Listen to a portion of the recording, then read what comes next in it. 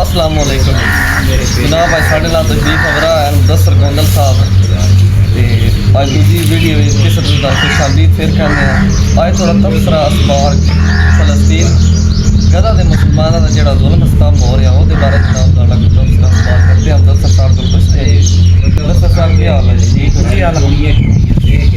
तो नाज़रीन साढ़े दसो जो जुल्म सितम हो रहे हैं अपने फलस्तीन मुसलमानों के साढ़े भरावां से छोटे छोटे बच्चे जनाब सड़कों से रुल रहे हैं, मारे जा रहे हैं। तो पाकिस्तान में और कई मुल्कों में जहाज वगैरह हो रहे हैं, इसका की हाल है जी?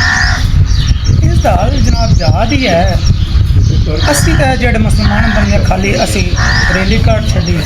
नाराबाजी ला छड़ी इतना ही है। जहाज आता जेडे घूमता देवा मतलब एक घूमत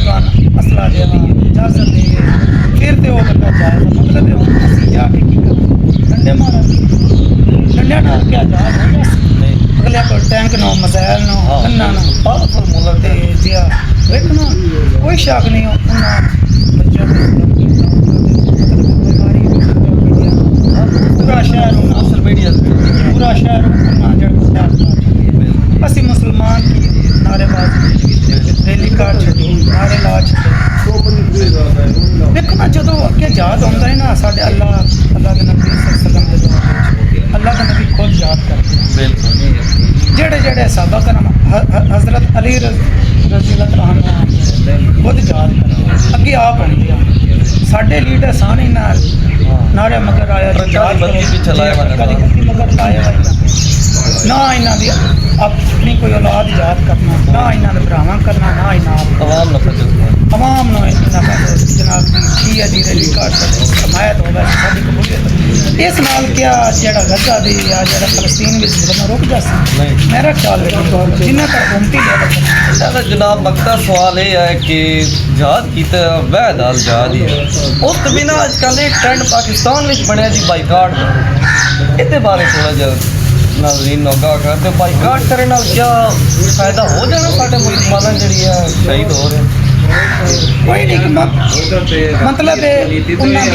इन्नियां प्रोडक्ट कोक असी नपी जी जनाब कोक का जी बाईकाट कर कोक ना भी विकी क्या उन्होंने घाटा हो जाना मेरे ख्याल हालांकि ओवरऑल पूरी दुनिया सिर्फ पाकिस्तान में क्या बाईकाट होने सिर्फ उन्होंने कोक तो है नहीं हर चीज़ साढ़े पाकिस्तान को जाती की अगर ये सारे अवाम अगर मुतहद हो जावा सारे मुस्लिम ममालिक तो क्या इसराइल पे हमला करना गुज़ीर है या ना गुज़ीर? असर जी अगर हुकूमत हो ना फिर तो ठीक मतलब हुकूमत असला ये मतलब हूँ मैं आता मैं याद करना मैं एक पैंट शर्ट पा लेना वर्दी पा लेना मैं तोड़ जाना फलस्तीन पाकिस्तान तो नहीं ना बहुत मैं जगह नाराबाजी करना उत्थे तो जाके लड़ना मतलब अगर तुम याद करना असला होना चाहिए। बाकी जो लीडर उसका बच्चा हो या आप हो उसका खुद होना बड़ा नहीं असल मेन जो मुद्दा वो है जी इन चीज़ों का प्रोडक्ट का जी बाईकाट करो बड़ा फायदा हो गया इधो ये ना होना पाकिस्तानी बाईकाट करते रहा तो बुद्धि कट दे रहा लेकिन तुम सोच लो तकरीबन महीना तो हो गया बिल्कुल चले हुआ बाईकाट हाँ क्या उनका नुकसान है कोई रुनन पिटन नहीं ना जितने तक गवर्नमेंट लेवल पे बाईकाट नहीं होता इन्ना चीज़ का कोई फायदा तो ये जो नाज़रीन है फोना तो वीडियो देख रहे हैं ये जो मोबाइल ना जत्था विच ओ किना दी जान ये भी उन्होंने दी फिर तो नेट भी है कोई दम दस ने असी सिर्फ कोका कोला हर चीज़ उन्होंने बिल्कुल जी नाज़रीन सिर्फ बाईकाट किते नाल रैलियां कड्डे नाल नहीं मुदामा थोड़ी है आवाम खाओ बड़े बड़े एक मुल्क ये गलत है कोई भी बड़ा लीडर ऐलान करे ना मैं जहाज से जाना मेरे आवाम खबर जो उन्हें जो रैलियां नहीं रखना जो खाली मजम्मत ही करनी खाली मजम्मत अगे किन्ने साल किन्ने सदियां कुछ होया बिल्कुल पाकिस्तान पाकिस्तान जनाब पिछले ग्राम की कमेटी बैठी उन्होंने ऐलान कर दिया वो भी फिर बाद में आ गए ਕਹਿਣ ਨਹੀਂ ਨਾ ਬਸ ਇਹ ਹੋਏ ਸਾਡੇ ਮੁਸਲਮਾਨਾਂ ਚ सिर्फ वो साक दूर ही